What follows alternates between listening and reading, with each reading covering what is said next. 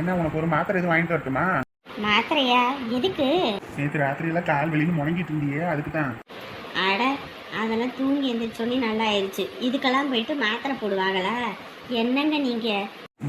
இந்த கடை இப்போதான் ஆரம்பிச்சிருக்காங்க போல இருக்கு. சரி, இங்கே கேட்டு பார்ப்போம். மாஸ்டர் ஒரு டீ போடுங்க.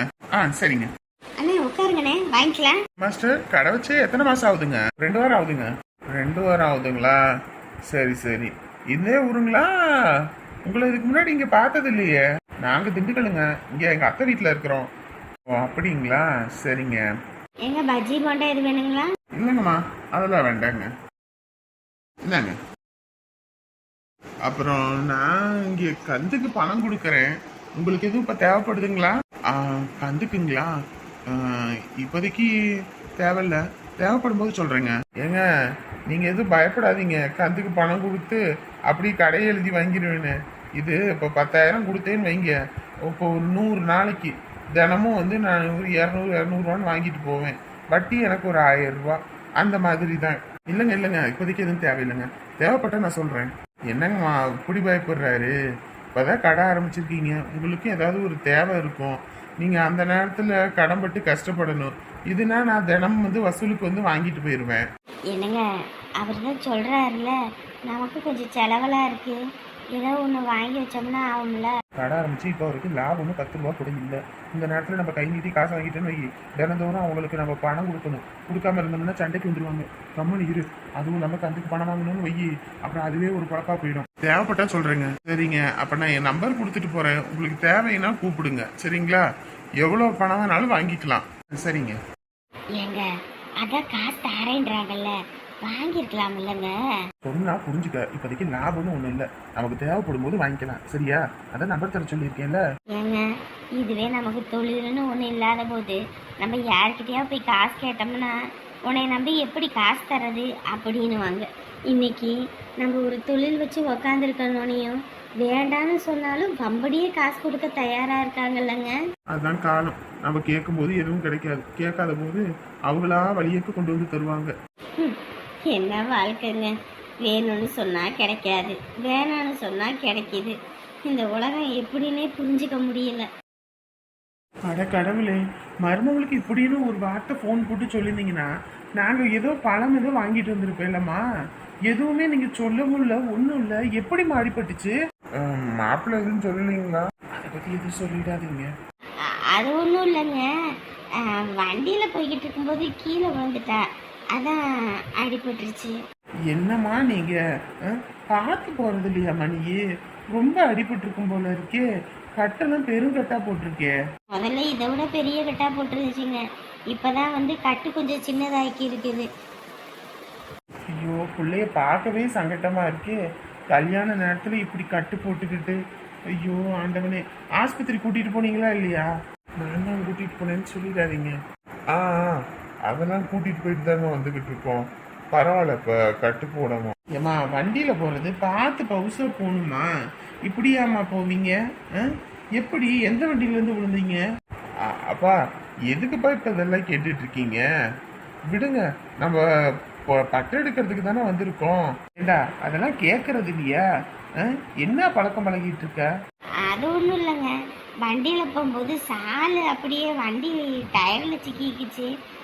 அதான் அப்படியே இழுத்தவும் கீழே விழுந்துட்டா. ஆத்தாடி, உள்ள பிள்ளைகளுக்கு அதை சொன்னா புரியறதே இல்லை. ஏதோ சாலை பேசனுக்கு மாதிரி அப்படியே ஃப்ரீயா விட்டுக்கிட்டு போறது. அப்புறம் வண்டி சக்கரத்துல மாட்டி இப்படித்தான் கீழே விழுக வேண்டியது. ஏதோ ஒண்ணு கிடக்க ஒண்ணா இருந்தா என்ன பண்றது? அப்புறம் ஐயோ நான் வருமா, அம்மா நான் வருமா? இப்போ பரவாயில்லைங்க, கட்டு போட போட சரியாயிடுச்சு. நீ ஒன்றும் பிரச்சனை இல்லை, மாத்திரை போட்டுக்கிட்டு இருக்கா, நல்லாயிடும். மாடி, உடம்ப பார்த்துக்கமா. உடம்பு தான் நமக்கு முக்கியம். எம்பிட்டு காசு போனாலும் சம்பாரிச்சுக்கலாம், ஆனா உடம்பு போனுச்சுன்னு வை, எம்பிட்டு காசு கொட்டினாலும் சம்பாதிக்க முடியாது. பரவாயில்ல, நல்ல மனுஷங்களாக தான் இருக்காங்க. நான் கூட என்னவோ நினச்சேன். காவியாவை நல்லபடியாக பார்த்துப்பாங்க. சரி, மணி ஆயிடுச்சு, கிளம்புவோமா? சரிங்க தம்பி. சரி, அப்ப எல்லாம் பத்திரமா போயிட்டு வந்துருங்க. என்ன சம்பந்தி, நீங்க வரலையா?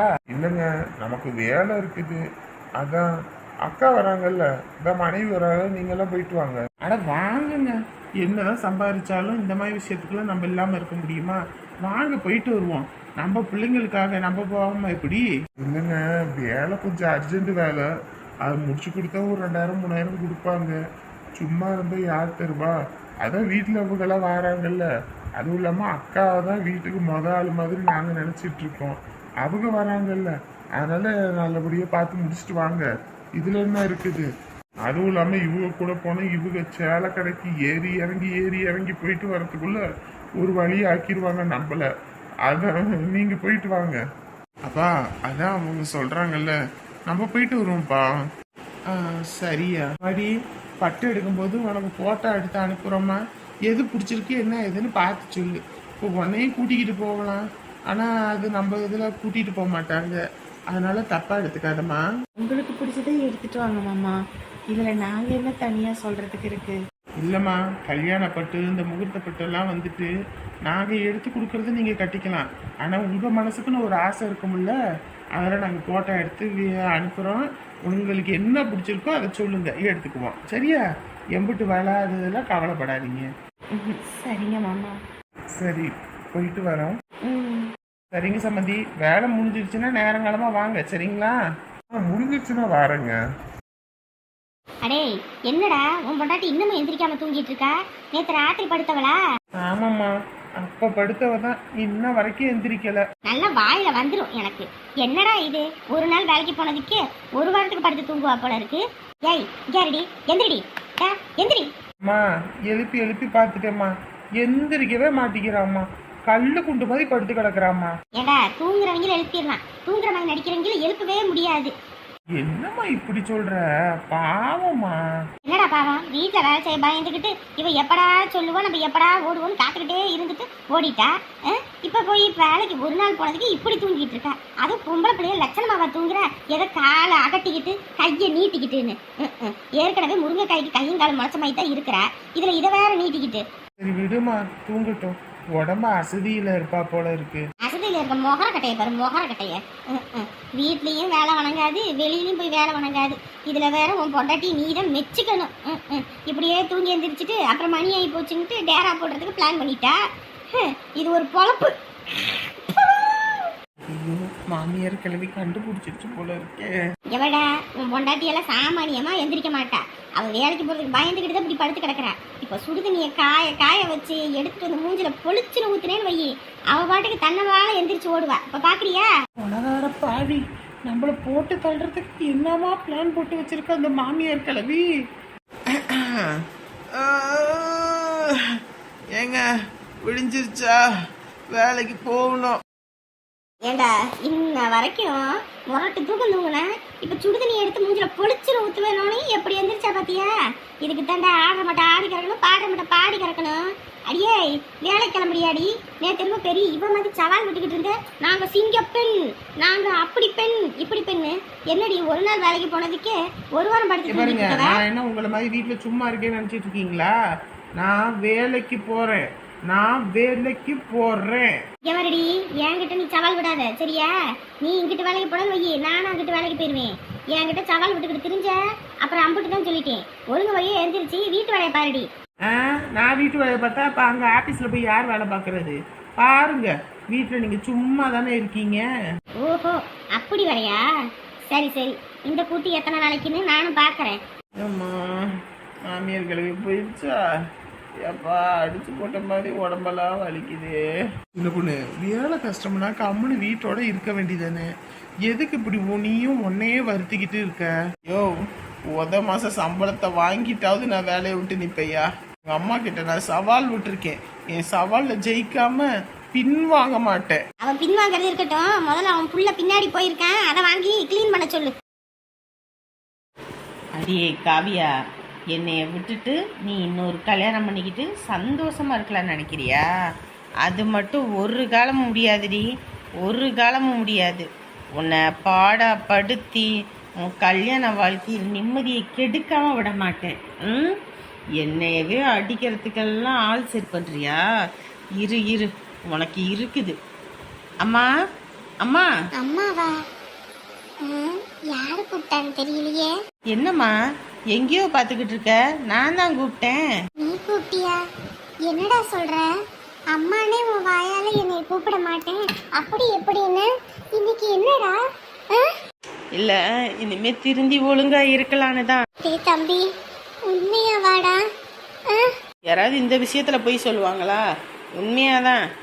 டேய், இந்த மாதிரி வார்த்தைய உங்க அப்பா இருக்கும்போது அவர் கேட்டிருந்தாருன்னா எம்பிட்டு சந்தோஷப்பட்டிருப்பாரு தெரியுமா? அந்த மனுஷன் ஆசைப்பட்டது உன்னை இப்படி பொறுப்பா பாக்குறதுக்கு தான்டா. ஆனா நீ முதல்ல அம்மான்னு கூப்பிடும்போது எனக்கு எந்த அளவுக்கு சந்தோஷமா இருந்துச்சோ அந்த அளவு விட இப்ப ரொம்ப சந்தோஷமா இருக்குடா. எத்தனை நாள் ஆச்சுடா நீ என்னை இப்படி அம்மான்னு கூப்பிட்டு? சரி சரி.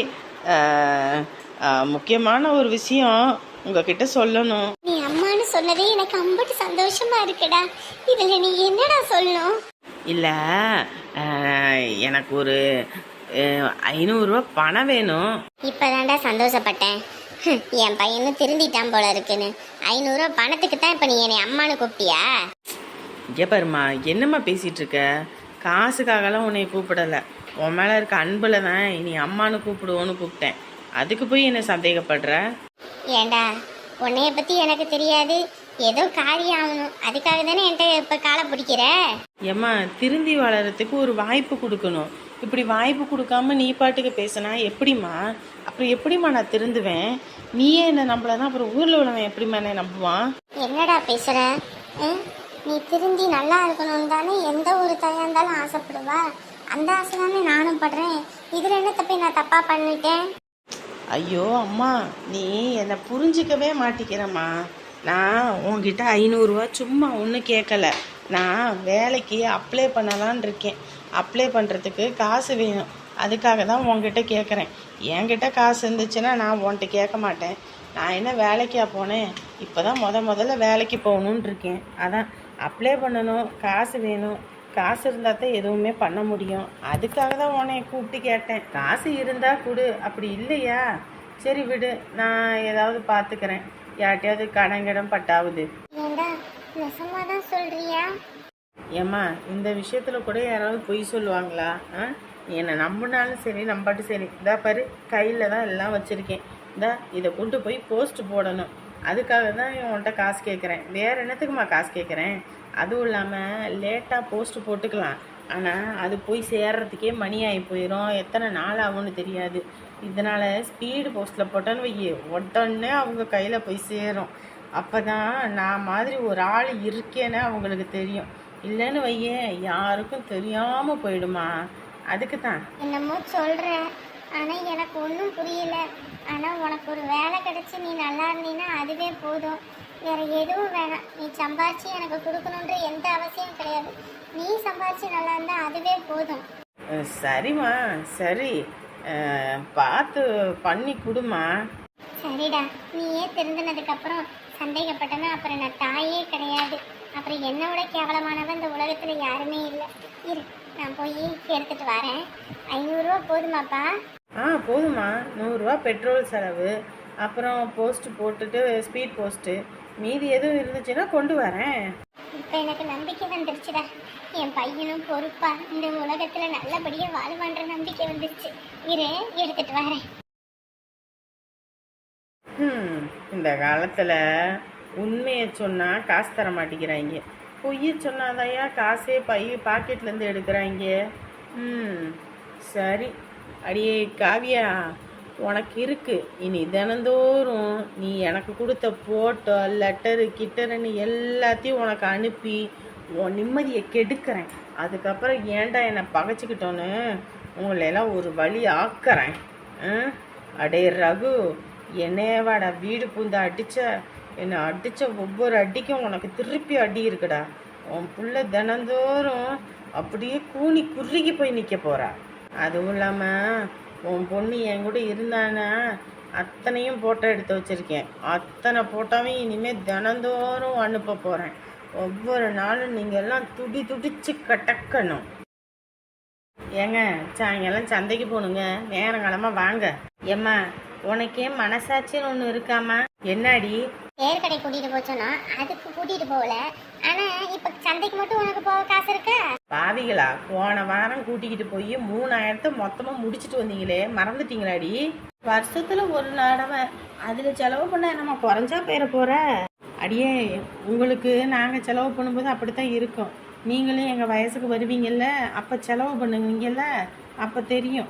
10 ரூபா சம்பாதிக்கிறது எம்பிட்டு கஷ்டம், அழிக்கிறதுக்கு காத்துக்கிட்டு இருக்காளுங்க. ஏம்மா நாங்களாவது 3000 வந்துட்டு அது இதுன்னு வாங்கியாவது செலவு பண்ணோம்.